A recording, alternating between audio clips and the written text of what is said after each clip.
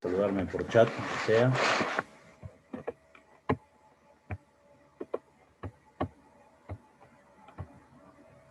Bien.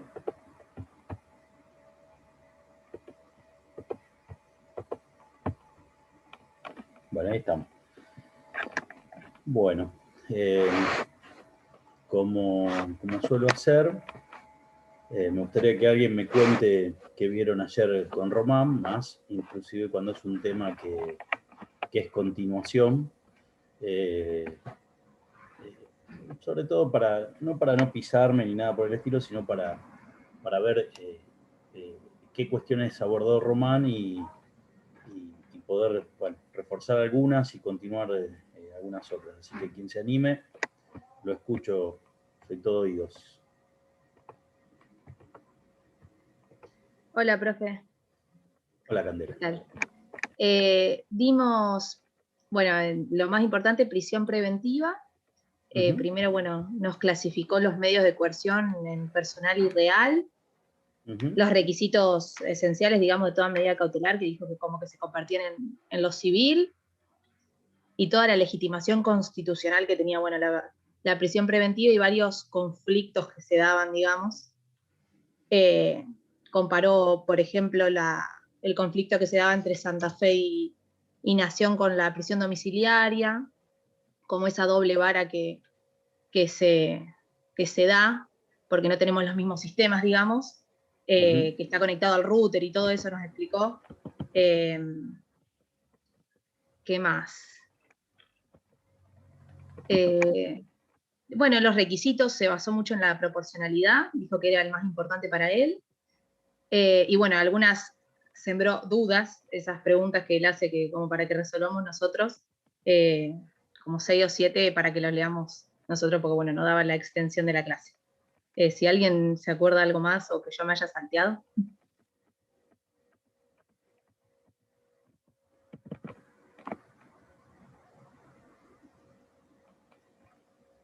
Bien, bueno. ¿Alguien suma algo o le da el ok a Candela? Vamos, chicos, somos 54, me figuran.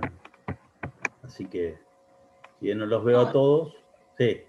Perdón, no, Candel dijo todo lo que dimos, solamente el profe agregó un par de fallos, el fallo Loyo Freire, fallo Belis, Díaz Besone, y mencionó también 2 informes de la Comisión Interamericana de Derechos Humanos. Bien, perfecto. Y habló un poco de la condena condicional del artículo 26 del Código Penal. Bien, perfecto. ¿Y de Ramírez les habló o lo pasó por arriba? Sí, algo mencionó. Bien, perfecto. Bien. Bueno. Vamos a tomar desde ahí. O sea, como, bueno, estimo que más allá de las cuestiones puntuales que le mencionó Román, esta es una de los puntos más importantes, sobre todo de lo que es la materia de procesal penal y sobre todo del proceso. El proceso penal está bueno que le haya bajado cuestiones prácticas que las ve a diario él, y sobre todo porque muchas veces, es más, el sistema anterior se basaba pura y exclusivamente en la definición que se da del prisionamiento preventivo en un proceso penal. O sea, obviamente, si no se los explicó, él tiene un artículo escrito interesante que recepta la lógica de una modificación que hubo en el Código Procesal Penal con la 13746, donde en la provincia de Santa Fe lo que trae a colación es ordenar o reordenar lo que es el sistema de cautelares en un proceso penal, y digo, estaba muy relacionado a lo que era el sistema anterior, porque el sistema anterior, y es más, lo deben haber escuchado ustedes y a diario y demás, y la comparación que les debe haber hecho entre el federal y el provincial, hablar de libertad en realidad era hablar de excarcelación, cuándo se excarcelaba o cuándo se eximía de prisión a una persona, y en definitiva hablar de excarcelación es dar por supuesto que la regla es el prisionamiento durante el enjuiciamiento provisorio, preventivo durante el proceso penal, y la excepción es la libertad. Entonces, lo que trajo la reforma que les mencioné a nuestro código es eso, es ordenar lo que es la regla libertad y el prisionamiento preventivo como última ratio dentro de un proceso penal o dentro del tránsito de un proceso penal. Bien, entonces, eso, como les digo, que es esencial para la materia, muchas veces era exclusivamente el fondo o la finalidad del proceso penal. Y se despojaba de cualquier otra cuestión. Es más, hoy si ustedes ven un proceso penal clásico, o sea, el que tenemos en el clásico, digo, en el sentido de la provincia de Santa Fe, lo que sucede es hasta la prisión preventiva, imputativa, prisión preventiva, y después lo que sucede, recién vamos a llegar, como veíamos en el esquema procesal, vamos a llegar a la audiencia preliminar con la acusación. O sea, y en el medio, ¿qué pasa? Pasa un montón de tiempo muchas veces y se aceleran los procedimientos y los procesos, digo, los procedimientos internos dentro del Ministerio Público y los procesos en cuanto al proceso penal asociado a lo que es el límite y la duración del prisionamiento preventivo. O sea, cuánto tiempo una persona va a estar presa preventivamente hasta el acto esencial y central y eje central, que todos los autores hablan de lo mismo, que es el juicio oral. O sea, cómo llegamos hasta esa instancia y bajo qué circunstancias. Entonces, ese cambio de eje que lo da el nuevo sistema, que está vigente del 2014, esta reforma lo que trajo es ordenar sistemática y sistémicamente dentro del código la regla como la libertad y posteriormente lo que es el prisionamiento preventivo. A ver, si ustedes, ojo con esto, también véanlo, si agarran un código viejo o si agarran los códigos comentados viejos sin la reforma de la 13.746, van a ver que el 219 y el 220 están invertidos. O sea, el 219 era prisión preventiva y el 220 eran las medidas alternativas a prisión. Bueno, ahora está hecho al revés. O sea, y está hecho al revés con esta lógica que yo les menciono de tener como regla la libertad o el no prisionamiento y como última ratio la prisión preventiva. Bien. Dicho esto, o sea, mi intención, como les vengo ordenando las clases a ustedes, mi idea es, obviamente, por eso les pregunté qué es lo que le había dado Román, entonces, sabiendo que él generalmente da lo que se le ocurre o lo que le parece, me imaginé que les iba a dar prisión preventiva, y lo que yo hice es esquematizarlo. O sea, no voy a profundizar tanto en prisión preventiva, sino en todo lo que está alrededor de la libertad, y más que nada focalizándonos en las medidas alternativas y más allá de estas disquisiciones que le ha hecho él respecto a lo que es tanto la domiciliaria como los distintos métodos para evitar la prisión preventiva. Bien. Bueno, esto obviamente, como ya lo que ven en pantalla, ya lo vieron. O sea, es importante, yo le rescato 2 o 3 cositas nomás, o sea, entre lo real y lo personal, es sumamente necesario el pedido de parte. No va a haber una medida cautelar que no sea a pedido de parte. Cuando habla de pedido de parte, el código se refiere a que cualquier parte lo puede pedir. Obviamente está asociado a que el fiscal lo pida, y el querellante, si bien dentro de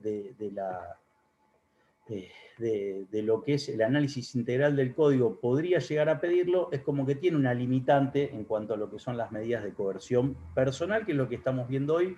Un poco voy a profundizar en lo que es la coerción real, porque me parece interesante más en los procesos penales que corren hoy y que ustedes tienen en visibilidad.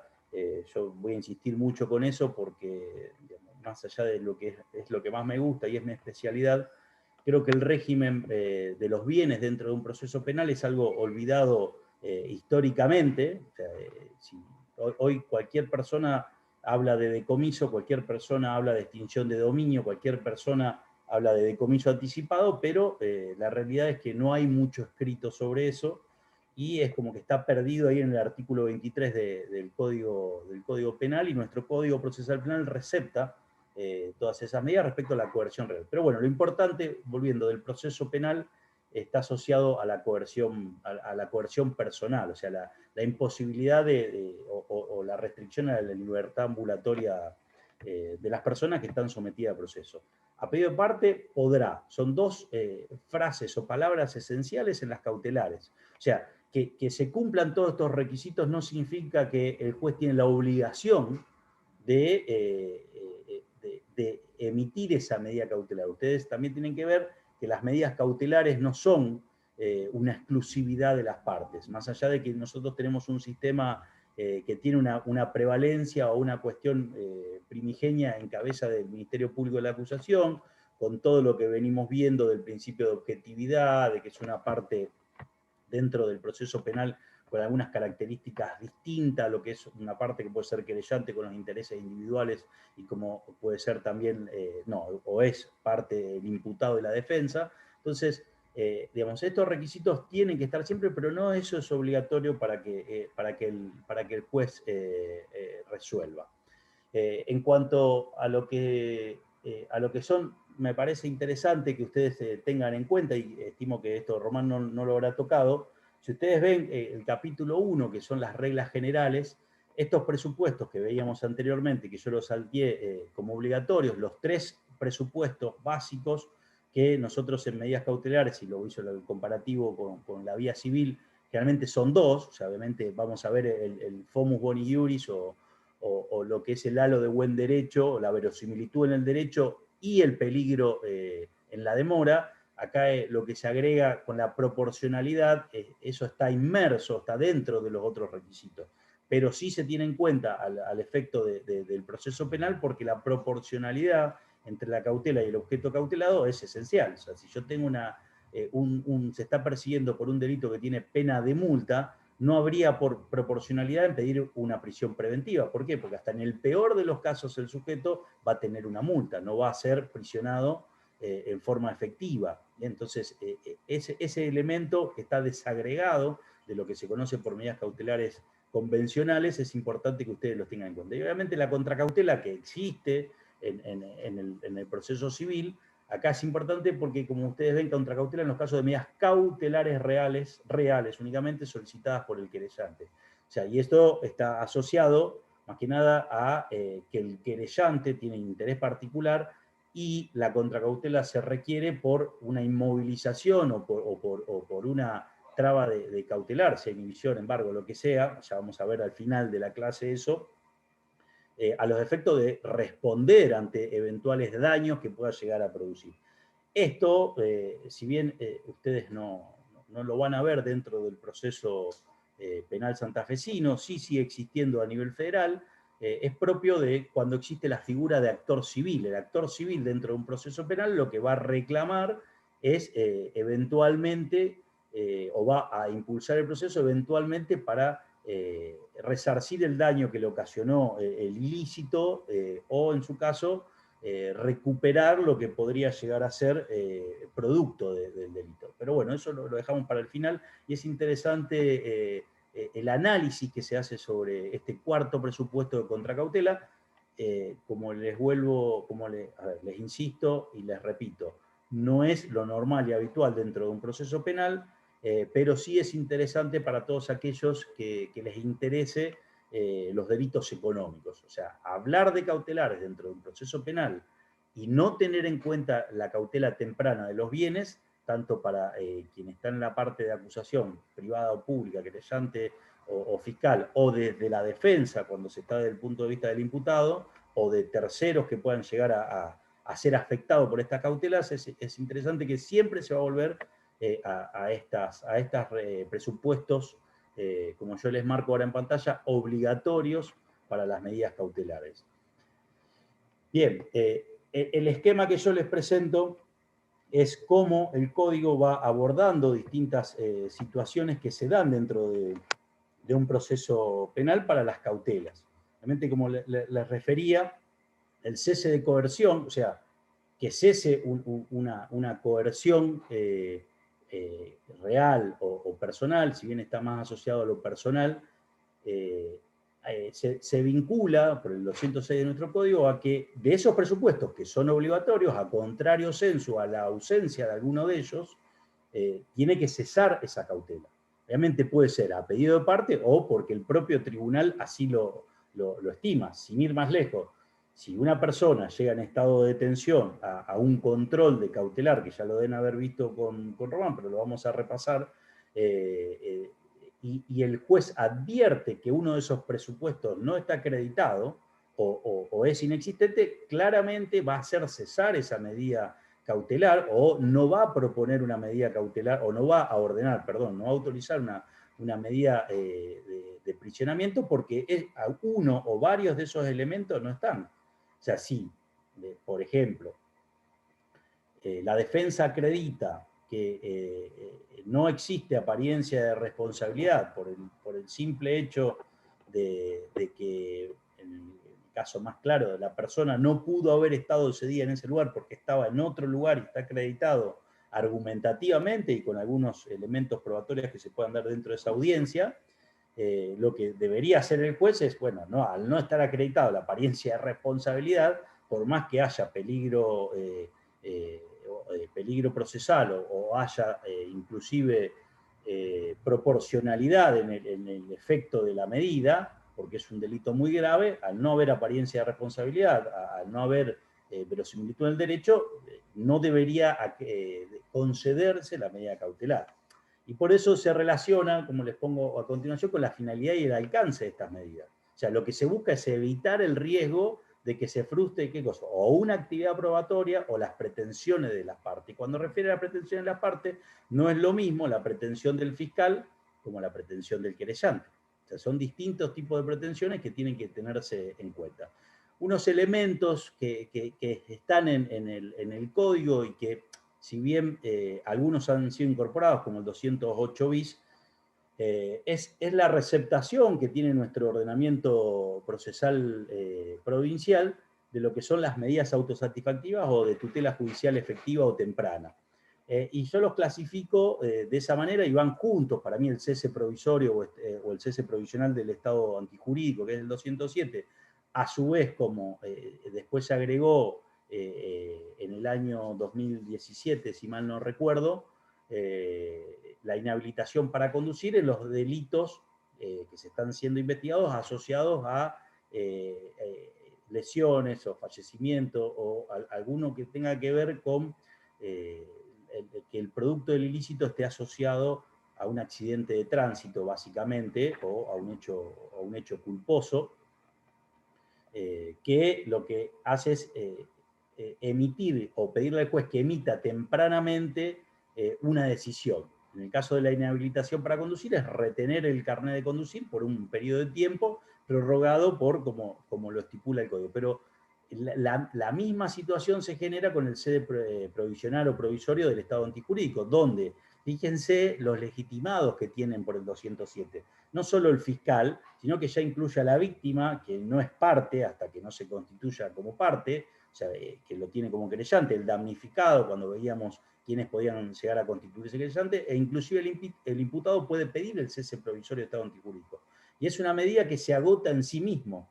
O sea, busca eso que ustedes como finalidad pueden ver en pantalla, que lo hago en forma resumida, o sea, que cese ese estado, que se disminuya o se evite el agravamiento del daño, y que se debe hacer a través de una audiencia oral. Esto generalmente nace, o sea, ya en el código anterior lo teníamos, y nace para casos, por ejemplo, de usurpación, donde está claro y es evidente la verosimilitud en el derecho de una persona respecto de un inmueble, haya o no un reconocimiento de quienes están usurpando, de que el juez emite una orden para hacer el desahucio o el desalojo inminente, independientemente del resultado del delito, perdón, del proceso penal que haya o no condena.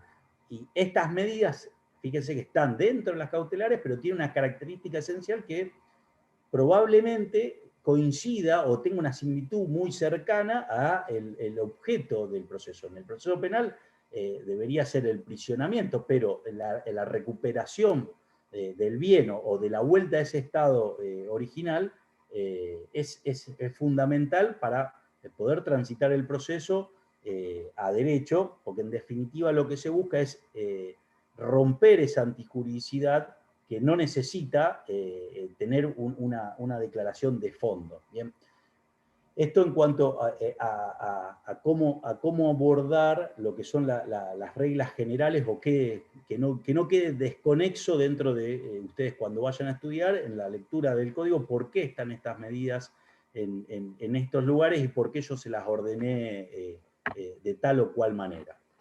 Bien, bueno, en cuanto a lo que ya vieron con Román en particular, si ustedes ven en pantalla y van haciendo el seguimiento de lo que es el capítulo 2, que es la coerción personal, van a encontrar un montón de institutos que, como pueden ver en pantalla, todavía no está la prisión preventiva. Son todos medidas cautelares o son todos elementos de medidas cautelares que están relacionadas a la coerción real, que son anteriores a lo que es, si se quiere, el acto central de una medida cautelar, que es el prisionamiento preventivo.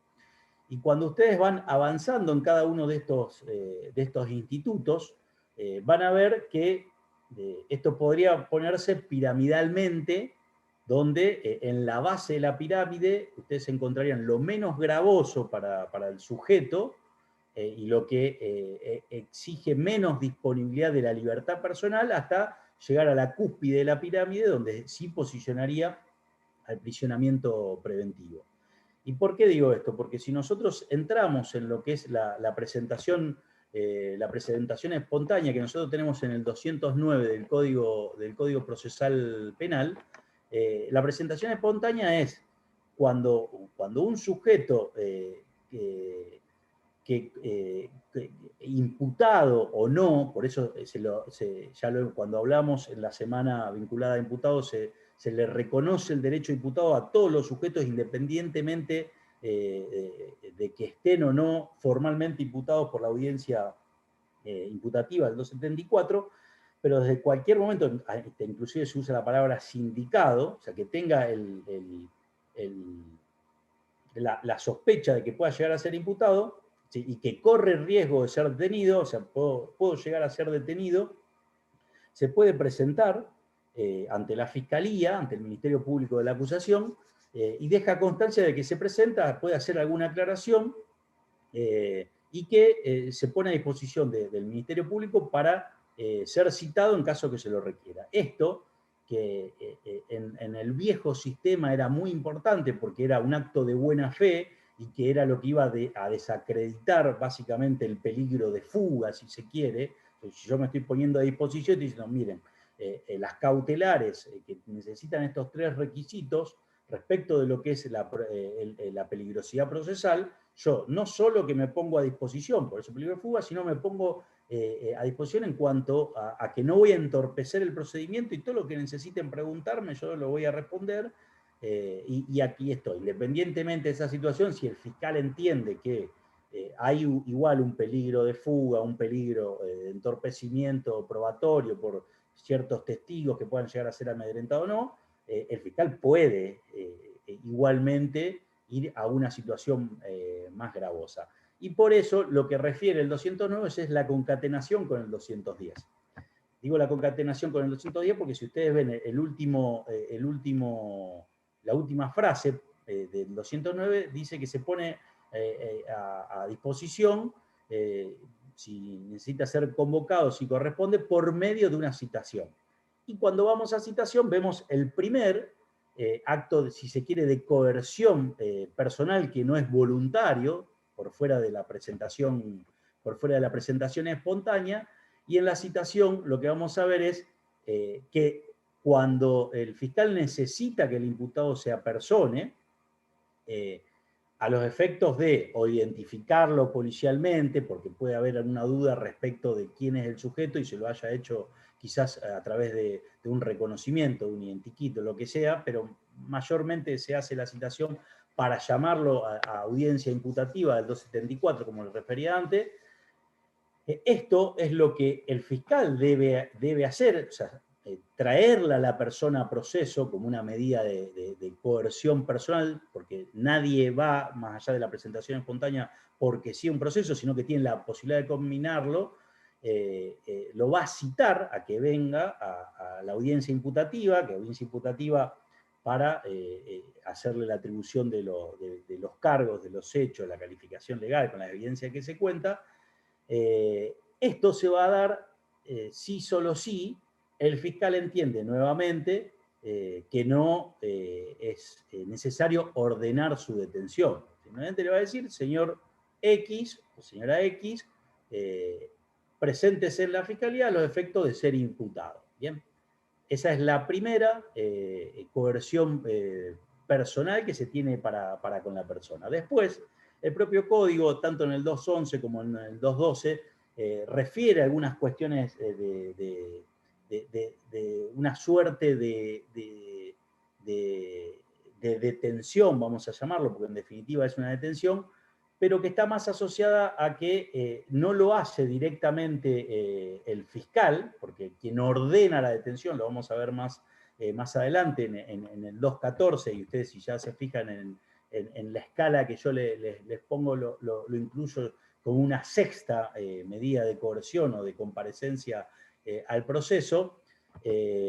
Tanto el arresto del 211 como la aprehensión se da en casos donde, o el 211 claramente no se tiene identificado quién es, o sea, a los efectos de poder individualizarlo, de poder arrestar a ciertas personas con ciertas características, como lo dice el código. Se podrá disponer que los presentes no se alejen del lugar, ni se comuniquen entre sí antes de declarar, y aún ordenar el arresto si fuera necesario por un plazo no mayor de 24 horas. Bien, esto no llega a ser una detención, que necesariamente la detención después tiene que ser controlada, salvo que cese antes de llegar al control jurisdiccional, y tiene un máximo de duración, como se ve ahí, a los efectos bien claros y precisos de poder individualizar. O sea, no lo puedo individualizar, necesito individualizarlo, identificarlos, y que no haya una difusión entre sí. Esto generalmente se da en casos donde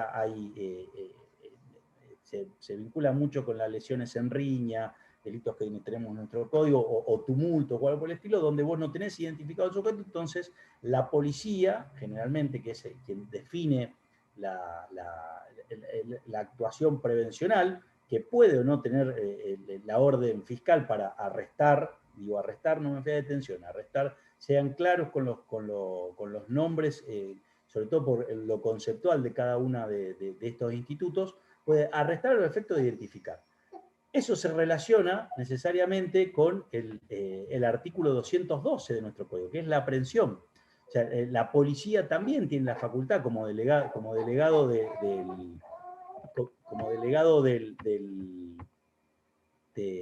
fiscal en auxilio de él, tiene la facultad de aprender en lo que después va a estar definido en el 213, que es en flagrancia. Cuando ya lo veíamos la semana pasada, cuando hablábamos de allanamiento sin orden, bueno, el concepto de flagrancia, acá lo volvemos a tener el concepto de flagrancia, y esto se da cuando se sorprende. La policía lo puede hacer cuando se sorprenda en la comisión de un delito de acción pública a un sujeto, lo puede aprender. Pero lo interesante de esto es, y que se da mucho últimamente, si ven las últimas noticias, la aprehensión civil, que se llama, que es donde se da que en el momento de flagrancia de un hecho, cualquier sujeto detiene, o sea, en realidad detiene, es el acto de tener, pero en realidad aprende, si queremos hablarlo en términos correctos, a una persona, y tiene que esperar o dar aviso o entregar inmediatamente a la policía para efectivizar la medida de aprehensión. Como ven, el mismo código exige que se dé aviso inmediato por parte de la policía al Ministerio Público de la acusación. Bien, entonces seguimos viendo cómo en la pirámide vamos subiendo, si bien en la pantalla ustedes van bajando, la pirámide vamos subiendo, donde se va acotando más o se va profundizando más la coerción sobre el sujeto y donde va perdiendo mayor grado de libertad. Y con eso llegamos a, bueno, la flagrancia, como les decía, cómo se define flagrancia, pero está asociado necesariamente al 212, porque la flagrancia no es un instituto en sí, sino es la interpretación de qué se entiende por flagrancia, y llegamos al 214. Bien, el 214, que a diferencia de la mayoría de los códigos en Argentina, fíjense que la detención, como reza el 2014, y en su caso su prórroga, será ordenada por el fiscal, ordenada, o sea, es una orden del fiscal, no hay una orden judicial, contra aquel imputado respecto del cual estimara que los elementos reunidos en la IPP autorizan a celebrar la audiencia prevista en el 274. Obviamente, ¿qué es lo que dice?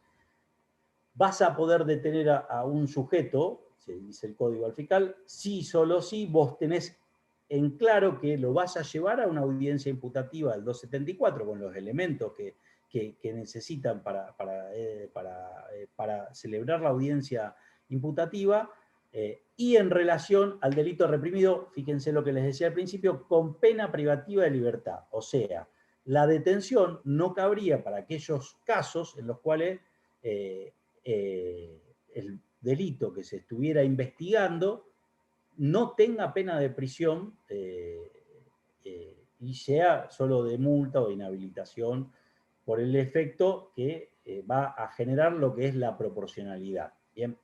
Y obviamente dice, y existan riesgos de que no se someterá al proceso o entorpecimiento por otro. Ya el 214 recepta lo que es el 205, después lo vamos a ver en el 220, más allá de que ya lo vieron con Román, estas características de que para ir al 274 tiene que haber verosimilitud en el derecho. Además, tiene que haber, o sea, obviamente, que va a ser proporcional, porque tiene una pena privativa de libertad, y exista la peligrosidad procesal que exige tanto no someterse a proceso, que es fuga, o el entorpecimiento probatorio. Bien. De lo que es la detención en sí, me queda un minuto, así que no voy a ahondar en lo que es detención, me queda un minuto antes de volver a conectar al Zoom, pero lo que es la detención en sí tiene asociado algunos otros elementos, y como ahí yo le pongo en pantalla, relacionado a la detención, tenemos el 215, la incomunicación, la comunicación con el defensor, o sea que nunca debe ser cortada, y como la orden de detención, que es del 217, debe cumplir con ciertas características, si no, no se puede llevar a cabo. Básicamente, la orden de detención, como dice el 217, será escrita y tiene que tener datos indispensables. O sea, eso de que el fiscal detenga a tal persona, que alguna vez se puede llegar a dar, pero generalmente quien vaya a ejecutar la medida, que es la policía de la detención, tiene que contar con una orden escrita individualizando al sujeto con algunas características de los hechos, porque eso después, obviamente, va a tener que ser defendido y va a tener que ser controlado en lo que es la audiencia de contralor jurisdiccional, que ya lo vamos a ver más adelante. Bien, hasta ahí, ahora vamos a cortar y volver, pero hasta ahí tenemos, en la subida de la pirámide, llegamos al punto de la privación de la libertad, que esto tiene su correlato con que no puede ser sostenido en el tiempo con la sola orden de parte de... ¿Le puede caber al imputado? Y por supuesto. O sea, digamos, la cantidad de años.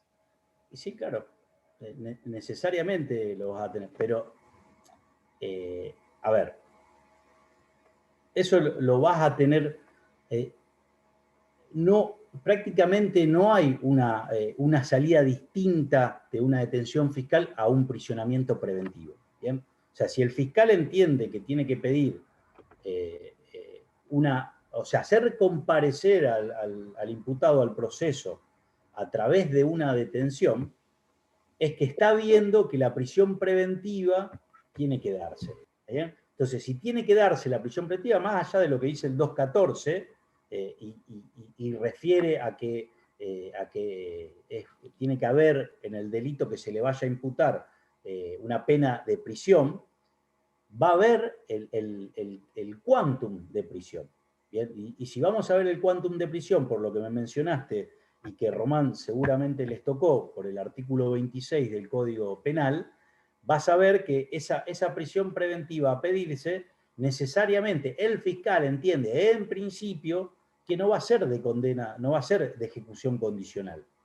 Bien, entonces, esto ya tiene que estar originariamente en la petición fiscal. ¿Por qué? Porque si no está originariamente en la petición fiscal, estaríamos ante una detención ilegal, por llamarlo de alguna manera. ¿Bien? Que después el código resuelve de alguna manera esa situación, pero le está diciendo, mire señor fiscal, si usted va a pedir una detención, después va a tener que controlarlo, o sea, hacerlo controlar por un juez, y en ese control del juez, si usted va a insistir con un prisionamiento preventivo, me va a tener que acreditar que, siguiendo tu lógica, bueno, siguiendo tu razonamiento, Candela, quedó justo, siguiendo tu razonamiento, el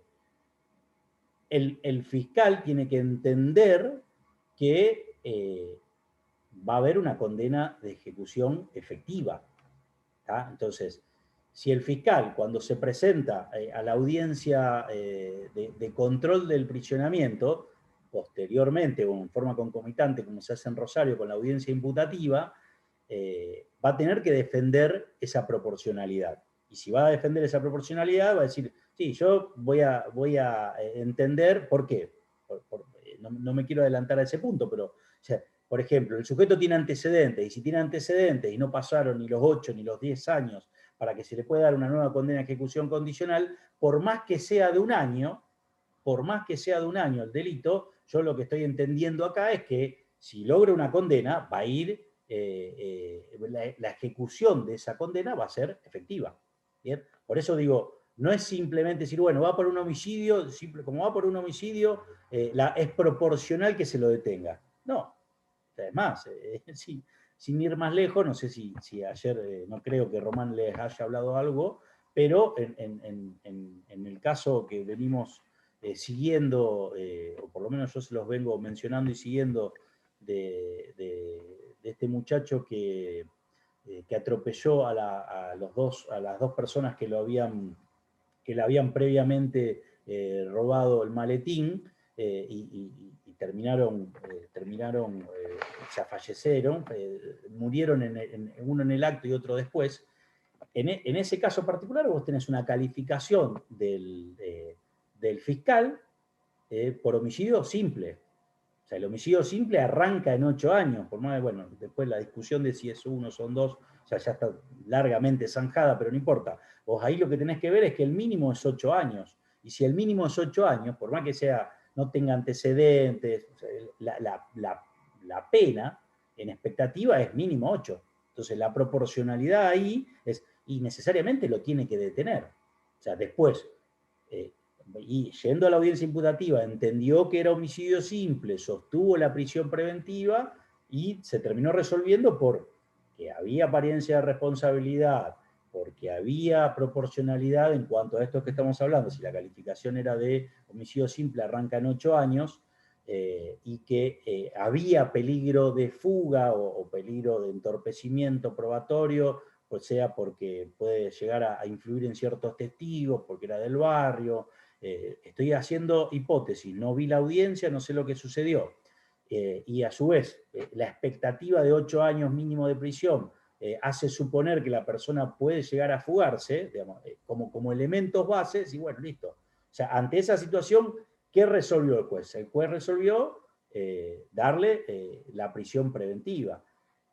En el devenir del tiempo hubo un cambio respecto de la percepción de la Fiscalía, no cambió la calificación legal, pero varios de esos elementos, sacando la apariencia de responsabilidad, porque evidentemente el hecho sucedió, pero no se estaban dando los otros presupuestos por alguna atenuante o por alguna situación que pueda llegar a ser respecto a las probanzas que ya había recolectado, por lo menos no probanzas, las evidencias que había recolectado el fiscal, entendieron que las partes inclusive acordaron una cautelar menos gravosa, y así fue. Bien, entonces vos ahí, en ese caso en particular, podés analizar todas las variables. Pero acordate que en ese caso se empezó con una detención. O sea, el sujeto, o sea, el fiscal entendió que tenía que detenerlo y lo detuvo. ¿Bien? Entonces, a partir de ese momento vos desagregás todo lo que va a seguir sucediendo en cuanto a lo que es el manejo de la libertad del sujeto que se empezó, o sea, hace el análisis inverso, vamos a tomar ese caso, vuelvo a poner pantalla, para los que entraron después, Candela me hace una consulta respecto de si el fiscal al momento de la detención tiene que tener en cuenta, o cómo es que tiene en cuenta el monto de la pena privativa de la libertad en expectativa. O sea, lo resumo de esa manera. Entonces, eso devino en hacer de todo el análisis de este caso que estaba hoy tan en boga, respecto de una calificación de esas características. Pero bueno, vamos al caso particular. ¿Podría haber comparecido con una presentación espontánea el sujeto? Sí, podría haber comparecido si no se lo hubiese detenido en el momento. Podría haberse presentado, pero independientemente de la presentación y ser querido citar, el fiscal podría ahí nomás haberlo detenido. O sea, ¿podría haber sido citado? Bueno, el artículo 210 claramente hace referencia a que la citación no correspondería por el hecho de que en el caso particular, para ser citado, no debería ser procedente la orden de detención, con lo cual volvemos a ir al 214 y decir, bueno, acá va la orden de detención.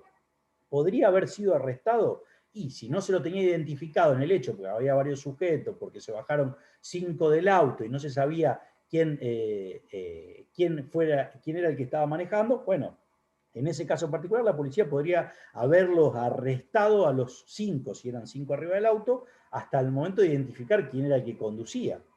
¿Podría haber habido una aprehensión civil? Sí, claramente podría haber habido una aprehensión civil. Podría haberse producido el hecho de valioso y si salió corriendo el sujeto, lo podrían haber aprehendido civilmente hasta que llegó la policía. En flagrancia, bueno, lo mismo, porque si había una persecución y atrás venía el móvil policial, lo podría haber detenido en flagrancia vinculado a la aprehensión. Ahora, como se dio el caso, fuimos a una detención. Y esa detención, fíjense que en el caso particular, derivó en una prisión preventiva ordenada por un juez. ¿Bien? Entonces, ese es el análisis que ustedes también van a tener que hacer al momento de resolver un caso práctico. ¿Bien? Bueno, seguimos. ¿Alguna preguntita más antes de seguir? Yo, profe, quería preguntarle cómo funcionaba en la práctica en los casos en los cuales la policía practica una aprehensión y le tiene que comunicar inmediatamente al fiscal. Y después el fiscal, por ejemplo, supongamos que quiere ordenar la detención, lo tiene que hacer por orden escrita. O sea, ¿cómo es en la práctica? ¿El fiscal va a la escena del hecho? No, y después... a ver, hoy vos tenés la posibilidad de comunicar esas órdenes por cualquier tipo de medio. O sea, más allá de que el fiscal la hace, la escribe y se la puede mandar hasta inclusive por un WhatsApp al policía. En el caso particular que vos decís una aprehensión, o sea, lo que hace en el acta, el policía deja sentado que se comunicó con el fiscal de turno ordenó la detención y después lo que vos vas a tener, esa orden la vas a tener escrita y va a estar en el legajo fiscal. Bien, te estoy haciendo el proceso que vos me referenciás. No es que el policía tiene que esperar a que le llegue la orden escrita. Le va a llegar por cualquier medio. Obviamente lo va a ratificar en el sumario policial donde va a referenciar esa situación. ¿tá? Y vos fijate que me hace referencia a la aprehensión. Fíjate que la aprehensión en el 212, la policía dará aviso sin dilación alguna al Ministerio Público de la Acusación, quien decidirá el cese de la aprehensión o dispondrá la detención si fuera procedente. ¿Bien? Lo que te refiere es, el fiscal ahí nomás decide, o sea, le comunica inmediatamente. Inmediatamente es telefónicamente. Hay un teléfono de turno, las fiscalías, acá en Rosario, en el resto de la provincia es más o menos similar, pero en Rosario lo que tienen es, hay fiscales de turnos cada 12 horas. O sea, hay un fiscal entra en turno, en esas 12 horas todas las consultas se hacen a ese fiscal. Salvo que sea algún tema de especialidad, donde si bien se hace la consulta de ese fiscal, la deriva con el especialista o ya en algunos casos tienen el contacto con la unidad especial, por ejemplo, si es un hecho de violación, si es un hecho hoy, por ejemplo, vinculado a las restricciones por COVID y así sucesivamente, si hay una especialidad. ¿Ya? Pero esas son las ventajas, es más, hasta se incluyó en la reforma de la 13746 la comunicación por cualquier medio.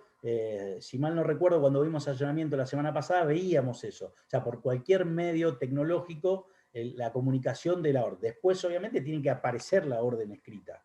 Si no aparece la orden escrita, se transforma en una orden ilegal. O sea, obviamente, vas a ir a la audiencia, vos sos la defensa, decir, bueno, listo, yo no vi la orden escrita. Señor fiscal, presente la orden escrita. Acá está la orden escrita. Bien. Eso generalmente es muy raro, pero está muy buena tu pregunta, Bárbara, pero es muy raro que se dé, porque si no, entras en cuestiones de ilegalidad o en planteos de habeas corpus. Bien. Bueno, ¿alguno más? Profe, yo tengo una duda. Lourdes. En caso de que sean las partes las que acuerden, por ejemplo, una medida cautelar menos gravosa, ¿el juez qué rol cumple? ¿Como en el abreviado, por ejemplo, es un mero, digamos, garante? Bien, bueno, si seguimos avanzando en el código, creo que lo tengo igual en la presentación, cuando hablamos de... O sea, puede haber el cese de la medida cautelar si hay acuerdo entre las partes. Si hay acuerdo entre las partes, vos lo que vas a tener ahí, ya te lo digo, lo estoy buscando, vos vas a presentarle al juez ese acuerdo de una morigeración de la medida. Bien, a ver. ¿Es el 206? No, 206 no puede ser. Sí, bueno, el cese de la coerción, está claro, bien, lo habíamos visto y no, pero es el cese de la coerción si hay... Lo que vos vas a tener, hay una presentación que vos podés hacer en conjunto, a ver, déjame revisarlo. Sí.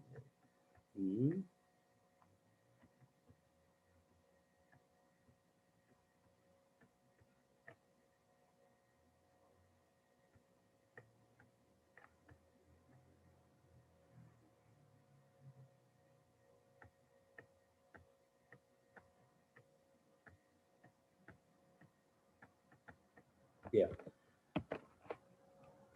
Bueno, no lo encuentro ahora, pero no importa, más allá de eso, respecto de... Profe, de es el lo que 225, creo. Bueno, pero el 225 es cuando vos pedís una... claro, está bien, la morigeración. Bien, mediando acuerdo entre las partes sobre la morigeración o revocación de las medidas cautelares impuestas, las mismas presentarán un escrito conjunto al tribunal, quien controlará la legalidad de la propuesta. Esto es lo que quería ver en particular por lo que preguntabas. ¿Qué va a hacer el juez? Va a controlar la legalidad de la propuesta. ¿Qué significa esto? Si sigue vigente los elementos de la cautelar, lo que va a estar faltando es el pedido de parte. Le va a decir, mira, yo en realidad no quiero ir por esto. Y es muy buena tu pregunta porque en un caso donde se acordó, que se dio hace 2 años ya, donde se acordó una medida cautelar más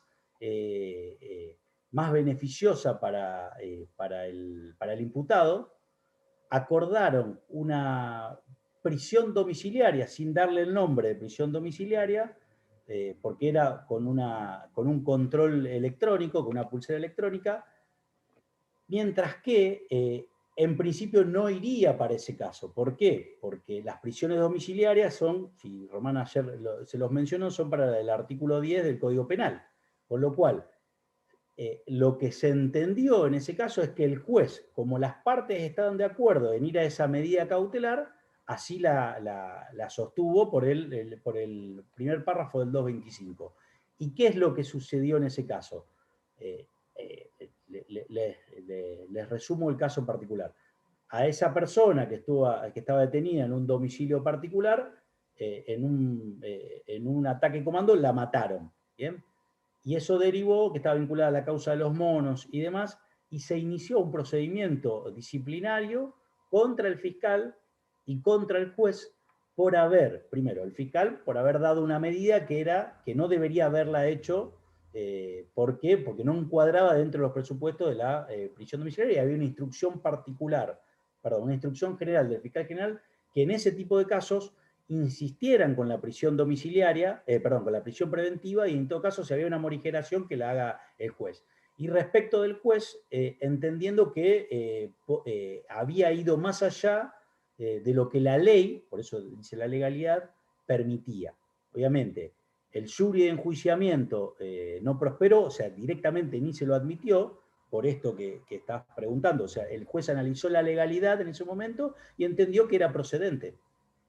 Y al fiscal hoy, por el procedimiento disciplinario que se da coyunturalmente por una reforma de la ley dentro de la legislatura, se le pidió una sanción de 90 días de suspensión por haber realizado esa actividad. Pero a los efectos, yo se lo relaciono con un tema práctico.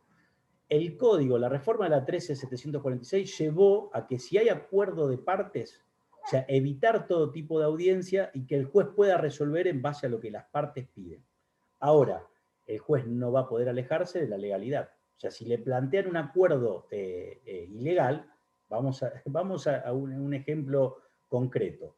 Si las partes acuerdan que en un caso que tiene prisión perpetua, en expectativa, además de prisión perpetua, tiene antecedentes que no dan para la condena de ejecución condicional, e igualmente van a una medida cautelar menos gravosa, o sea, vos decís, bueno, vas a una prisión domiciliaria y no está dentro del artículo 10, sin la característica del cese, de la pulsera electrónica, en ese caso en particular, el juez podría decir, a ver, ¿hay verosimilitud en el derecho? Y sí. ¿Hay proporcionalidad? Y la verdad es que la proporcionalidad está acreditada en que siga preso preventivamente, porque si es perpetua, o sea, con lo cual no estaría en este caso particular la proporcionalidad adecuada a la medida que vos estás pidiendo. Pero bueno, vamos a entender que sí. Y cuando vas a la peligrosidad procesal, bueno, vas a entender que entorpecimiento no, porque ya está todo acreditado, pero los elementos para la fuga tampoco deberían estar. Entonces, cuando el juez analiza todos esos elementos, tranquilamente podría decir, no, o sea, no te voy a dar esa posibilidad, o no le voy a dar esa posibilidad. ¿Por qué? Porque es obligación del juez garantizar el afianzamiento de la justicia. Ahora, si el pedido de parte estaba asociado a eso, si el fiscal es el que entiende que no va a haber un entorpecimiento probatorio y que va a llegar al juicio aún sin el aprisionamiento preventivo, es más, si vieron Díaz Besone ayer con Román, el juez, independientemente de eso, puede otorgar la medida alternativa a la prisión preventiva, no sustentado únicamente en lo que piden las partes, sino en análisis de todos esos elementos. Claramente, lo que no puede hacer el fiscal es decir, como hay acuerdo de partes, yo me desligo. Tiene que hacer un análisis de lo que le están planteando. Bien, lo mismo sucede, que lo habíamos hablado cuando vimos salidas alternativas al juicio oral, en lo que era el sobreseimiento. O sea, si bien las partes pueden acordar el sobreseimiento, el juez no necesariamente va a dar el sobreseimiento porque así lo plantean las partes. Va a tener que analizar qué causal del 306 se aplican en el caso en particular. Y lo mismo en el abreviado. O sea, respondiendo a tu pregunta, la hice muy larga porque me sirve para poder explicar el caso, respondiendo a tu pregunta, el análisis del juez sobre la legalidad siempre va a estar. ¿Por qué? Porque la medida cautelar necesariamente tiene que ser por una orden jurisdiccional. ¿Bien? No puede decir, no, bueno, acá no es... Si, a ver, ¿qué puede suceder? Si el fiscal, en un caso grave de estas características que podemos estar hablando, no pide siquiera la detención, si no pide siquiera la detención, bueno, al no pedir siquiera la detención, el juez nunca se va a enterar. Acuérdense que la jurisdicción únicamente interviene cuando es requerido por las partes. O sea, el juez no puede actuar de oficio en ese caso en particular. Y sin ir más lejos, el propio fiscal puede ordenar, o sea, puede detener y puede ordenar la libertad por el artículo 218, siempre que no se haya presentado aún al control jurisdiccional. ¿Bien? Esto que parece un trabalenguas, es importante, Lourdes, lo que preguntás, porque el juez siempre va a controlar la legalidad que se lo pongan a disposición. Sin ir más lejos, veíamos la semana pasada, cuando vimos las salidas alternativas y hablamos de abreviado, en el precedente de la Corte Suprema de Justicia de la Provincia de Santa Fe, Ruiz, si ustedes repasan Ruiz, que era sobre abreviado, se le presenta un procedimiento abreviado y el juez, para resolver, pide el legajo y resuelve de otra manera. ¿Bien? Eso, independientemente que tiene otras connotaciones respecto de lo que es el proceso acusatorio, el juez se mete a resolver en la situación particular, lo hace mal en ese caso porque no tiene la facultad para pedir el legajo, pero en definitiva lo puede hacer para el abreviado, lo puede hacer para el sobreseimiento y lo puede hacer para las medidas cautelares siempre y cuando así se lo requiera. Y cuando digo puede, muchas veces debe hacerlo. ¿Bien? Más allá de que siempre, yo les remarco que dice el juez podrá, está bien, pero hay algunos casos en los cuales deberá controlar, porque si no, sí ahí se transforma en un mero homologador y no es lo que dice el obiter dictum de la causa Cantero y sucesivamente en otros fallos que fueron reafirmándola. Bien. Gracias, profe. Bueno, vamos a... Volvemos. Veíamos acá. Bien. Vuelvo a detención. Comunicación con el defensor, nunca se puede privar, orden de detención. Acá es donde, si bien ya lo vieron o lo mencionaron ayer con Román, es interesante el fallo Ramírez de la Corte Suprema de Justicia de la Provincia de Santa Fe, sobre todo porque esto se da, a ver, vuelvo a lo mismo, es otro obiter dictum porque rechaza el recurso extraordinario la Corte, pero hace la interpretación de los planteos de las partes y sobre todo del 214 en juego con el 274 y concordantes. El fallo Ramírez lo que hace es convalidar la facultad del fiscal de poder detener y poner a disposición en un máximo, como dicen, un máximo de 24 horas, que es 12 más 12 según la Constitución provincial, el artículo 9, más allá que lo relacionan con el 18 de la Constitución Nacional y con los tratados internacionales, pero a grandes rasgos, pues véanlo porque es muy interesante el fallo, es anterior a la reforma, por eso le marco en pantalla, de la 13.476, es anterior a esa reforma y lo que hace es convalidar, como les decía, la detención fiscal y el plazo.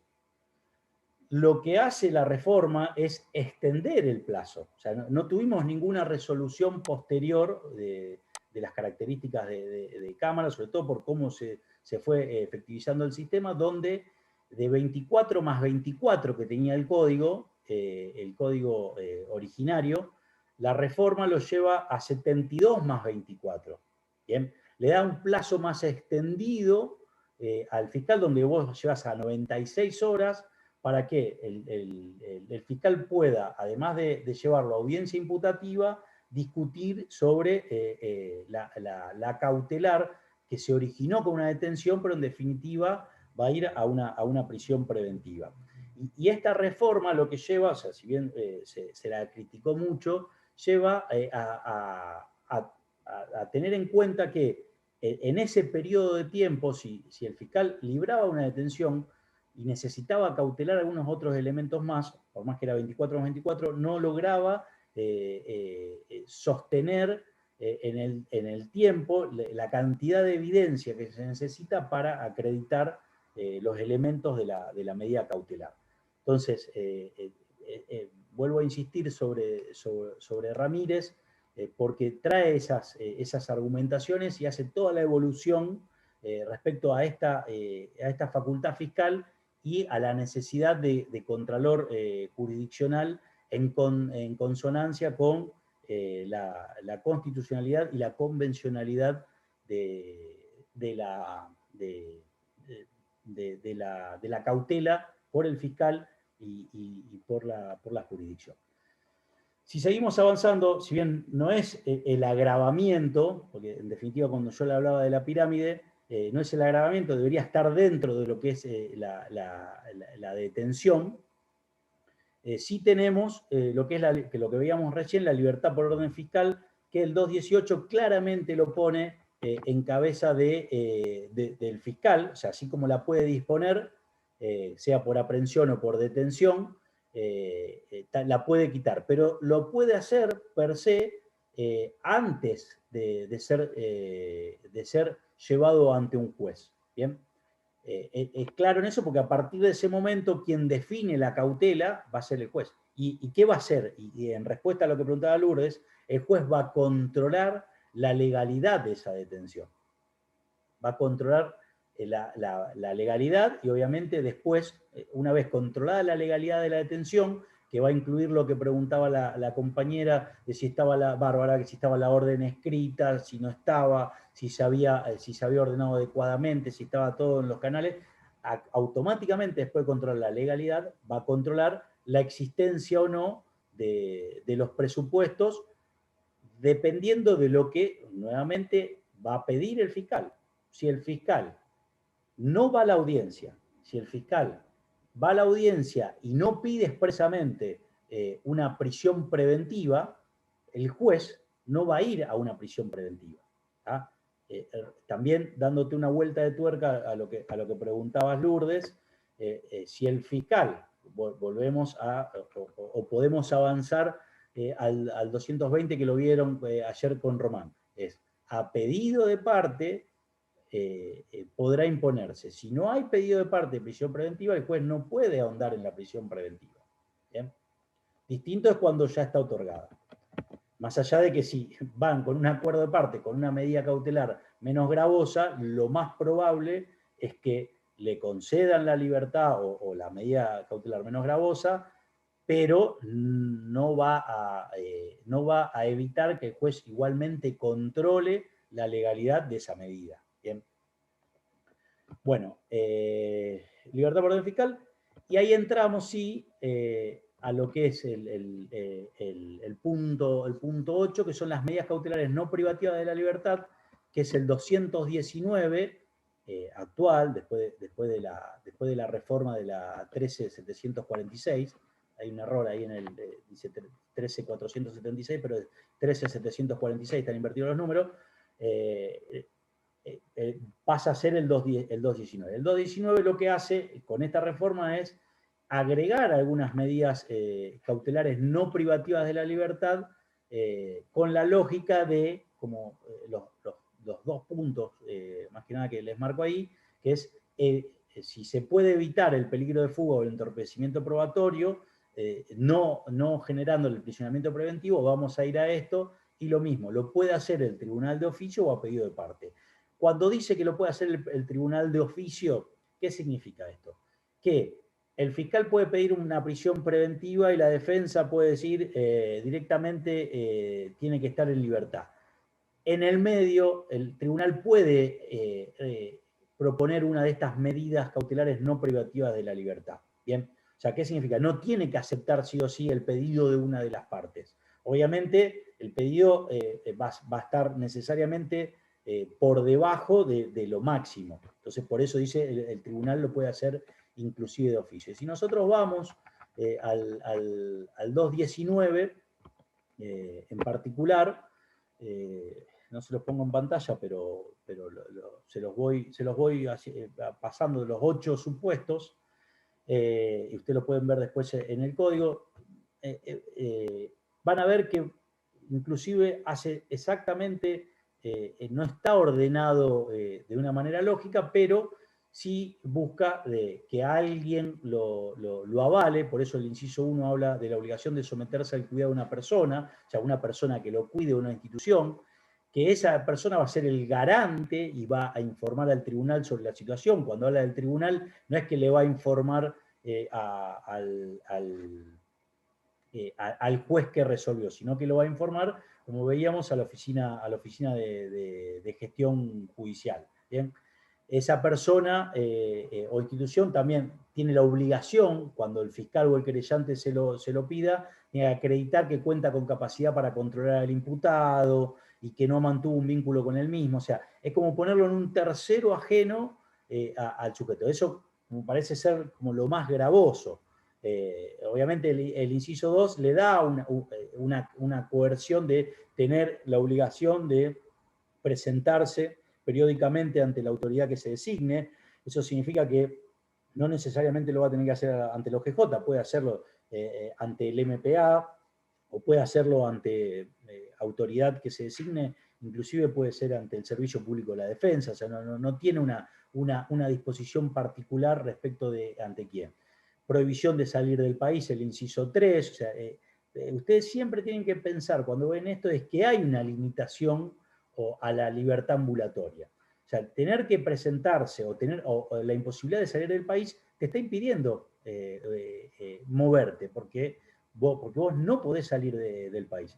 Abandonar el domicilio, o sea, tenés que quedarte en tu domicilio cuando se trata de hechos de violencia doméstica y la víctima al revés, perdón. Tenés que abandonar el domicilio, o sea, lo obliga a salir del domicilio. Prohibición de tener en su poder armas de fuego, portar armas de cualquier tipo. Obviamente está asociado a hechos que se hayan cometido o a veces no, pero se lo vincula más que nada, acá le coarta no la libertad, sino una habilitación que pueda llegar a tener, la prestación de una caución patrimonial, o el último de los puntos que es el más light, si se quiere, el 8, la simple promesa jurada o someterse a proceso penal cuando con esta bastare como medida cautelar o fuera imposible el cumplimiento de otra. Y me reservé el 7, que ya lo deben haber visto con Román, que es la vigilación mediante dispositivos electrónicos de rastreo o posicionamiento de ubicación física. Fíjense que esto en particular, y lo pone que hay que consultar previamente si hay disponibilidad del dispositivo. Esto muchas veces se lo asocia con que lo que hoy tenemos en la provincia es para vigilancia electrónica en un lugar en particular. ¿Por qué? Porque generalmente es en un domicilio, es muy parecido a una prisión domiciliaria. O sea, ¿por qué? Porque los sistemas que utilizan tienen un cuadrante donde vos no te puedes mover, a diferencia de los que se usan para violencia de género y hay en algunos otros lugares del país donde se le hace la tobillera electrónica, lo que tiene es un seguimiento independientemente del lugar a donde se dirija. Bien. Pero bueno, sin entrar en detalles en las medidas cautelares no privativas, me quedan 3 minutos antes de que se corte esto, después creo que me quedan algunos minutos, a ver, quiero ver en particular, sí, tengo 10 minutos más. lo que son las cautelares alternativas, o sea, se las sigue definiendo de esa manera a la prisión preventiva, o sea, las que no son privativas de libertad, que son preexistentes, o no preexistentes, son preferentes a la prisión preventiva. Obviamente la prisión preventiva de última ratio. Bien. Y obviamente como el 8, el 9, esto que me quedan 3 minutitos, pero como ya lo vieron ayer con Román, en pantalla, bueno, obviamente es el 220, yo remarco siempre, ha pedido de parte y podrá, no es que es obligación. Los elementos de convicción suficientes, que es la verosimilitud en el derecho, la apariencia de responsabilidad, que se llame, pero fíjense que dice para sostener su probable autoría o participación punible. ¿Qué significa esto? Si estamos dentro de una de las causales de exención o de exhibición de pena, o sea, no sería una participación punible, el 185 de nuestro Código Penal, o sea, ya ahí como defensa diría, bueno, está bien, pero vos me estás endilgando a mi pupilo como defensa, diría, le estás atribuyendo a mi pupilo, a mi defendido, una probable participación o autoría en un delito de contenido patrimonial y es un familiar, y el 185 del Código Penal a mí me lo exime de pena, o sea, ya no tendrías el primer requisito. Por eso es importante no hablar únicamente de la verosimilitud en el derecho, la apariencia de responsabilidad, no, apariencia de responsabilidad, ahí tenés autoría o participación, punible. O sea, porque tenés que ver acción-conducta, que sea acción típica o conducta típica antijurídica, y también con la posibilidad de ser culpable, independientemente de la teoría dogmática que adoptes del delito.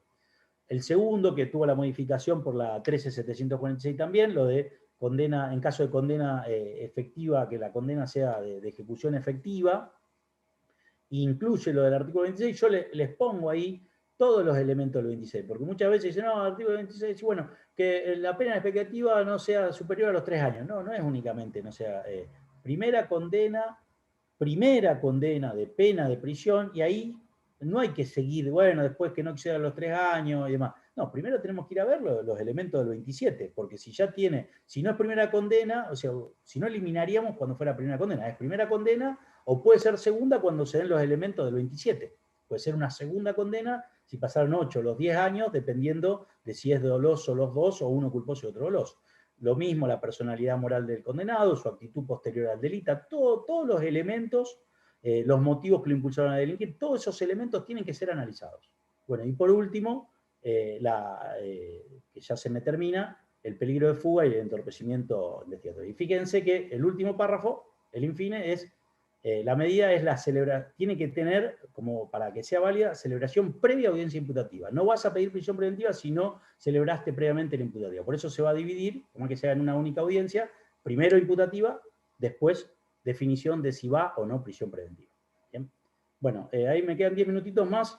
Volvemos, chicos, 2 minutitos, así le termino.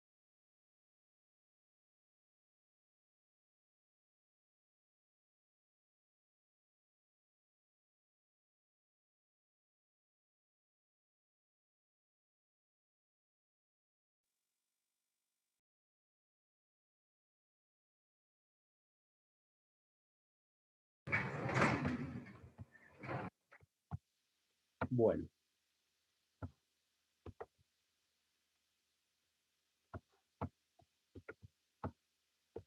Bien, por último, chicos,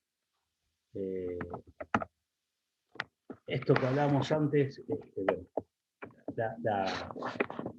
lo importante, que se lo dejo, ya quedan 5 minutos nomás, más allá del 225 que lo vimos, que tuvo su modificación con la misma reforma del año 2017, más allá del acuerdo de partes, tienen plazos para la revisión de las cautelares. Pueden revisarse con los distintos, los periodos de 90 días. Pero bueno, más allá de eso, en particular, 2 cositas me gustaría decirle antes de terminar la clase, ya de que tengan algunas otras preguntas. La cesación de la prisión preventiva, que lo tenemos en el 227 y los elementos del 228, es importante a los efectos de definir los límites y la duración de la prisión preventiva. Fíjense que el 227 no todos los códigos los receptan, es más, hablar del límite y la extensión de la prisión preventiva generalmente se daba por la ley, la 24390, que es la conocida como el 2x1, no es únicamente el 2x1, que es del año 94, posterior a la reforma constitucional, pero fíjense que el 227 primero habla que la prisión preventiva va a cesar en cuanto ya no sea más proporcional al encarcelamiento efectivo que razonablemente pudiera corresponder en caso de condena. Cuando digo razonablemente, o sea, si la prisión preventiva, en el caso que yo decía de que tenía antecedentes de más de un año, de condenas anteriores, entonces por más que el delito tenga una pena en expectativa baja, iría como prisión efectiva. Si por ese hecho que estuvo encarcelado preventivamente supera el prisionamiento preventivo, es una de las causales para decir, che, no es proporcional ya, independientemente de otro delito anterior, ya no es proporcional. Si le sumes o no le sumes lo que tengas que cumplir en forma efectiva. Entonces, eso es un punto esencial. Sí, bueno, ver la proporcionalidad del encarcelamiento efectivo en el que estuvo privado. Pero automáticamente, para después despejar cualquier tipo de duda, dice, independientemente de lo que razonablemente pudiera corresponder, cuando digo razonablemente, también tengan en cuenta que cuando nosotros vamos a la acusación, a lo que es el acto del 294, la acusación que hace el fiscal para ir a la audiencia preliminar, tengo que pedir cantidad de pena. Y si yo ya pido cantidad de pena como fiscal y pido, por ejemplo, un año, y si hace un año que está privado preventivamente de la libertad, ya no es razonable que corresponda una pena mayor, con lo cual debería cesar la prisión preventiva. Cuando no estamos en esos casos, dice el inciso 2, su duración excediera de 2 años. Por eso ahí tenemos el primer límite. Son 2 años y con las excepcionalidades y las prórrogas que vemos ahí en varios puntos donde después lo puedes extender a un año más. Esa es la pauta que hoy tiene lo que es el Colegio de Jueces Penales para ir fijando las audiencias de juicio. O sea, para que no se pasen estos tiempos de prisionamiento preventivo. Inclusive, fíjense que esto tiene un límite, que yo se los remarco ahí, es si no hubiese comenzado la audiencia de debate. Muchas veces se inicia el debate, por más que dure un tiempo más allá de los 3 años máximo, se lo sigue sosteniendo en prisión preventiva por la eventualidad o la cercanía que puede llegar a ser una condena o una absolución.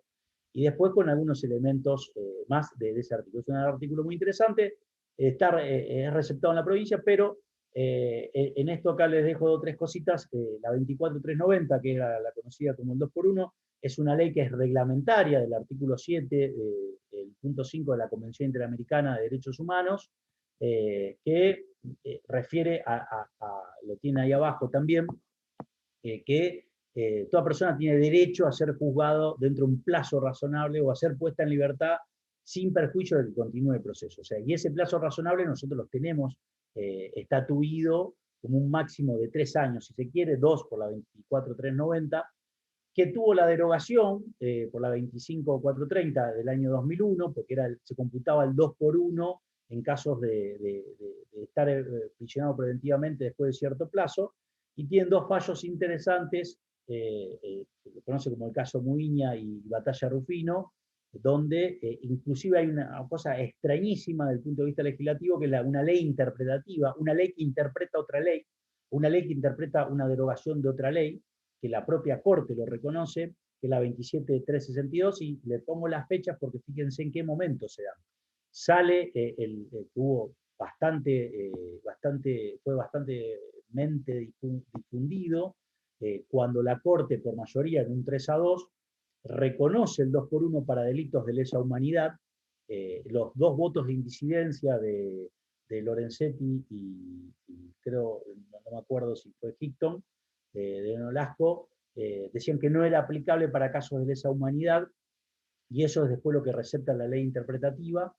y la Corte vuelve a acomodar su criterio, también por mayoría, en un 4-1, en Batalla de Rufino, pero está dentro de Hidalgo Garzón. ¿A qué me refiero con esto? Nosotros tenemos bien especificado, y es más, con casos que hemos tenido sanciones de la propia Corte, Comisión y Corte, recomendaciones de Comisión y sentencias de Corte Interamericana, uno que está recomendado como jurisprudencia obligatoria, Bayarri con Argentina, que es del año 2008, es muy interesante también que lo vean porque hace toda una evolución de los distintos, de las distintas convencionalidades, de distintos derechos y garantías convencionales y constitucionales en un proceso penal cuando se dan ciertas vulneraciones a las garantías. Bien. Y por último, bueno, la coerción real, o sea, de 237 en adelante, nuestro código también es de avanzada respecto de esto, porque incluye lo que es la inmovilización de fondos, incluye lo que es la inscripción litigiosa de bienes, más allá de que se aplican supletoriamente los códigos procesales civiles y comerciales, medidas de no innovar, y trae también en espejo lo que está receptado en el artículo 23 y en el 305 del Código Penal, todo lo que tiene que ver vinculado al decomiso con y sin condena, y lo que es la cautela temprana de esos bienes a los efectos que están referenciados ahí, para que no se pierdan esos efectos. Y el secuestro, que es la máxima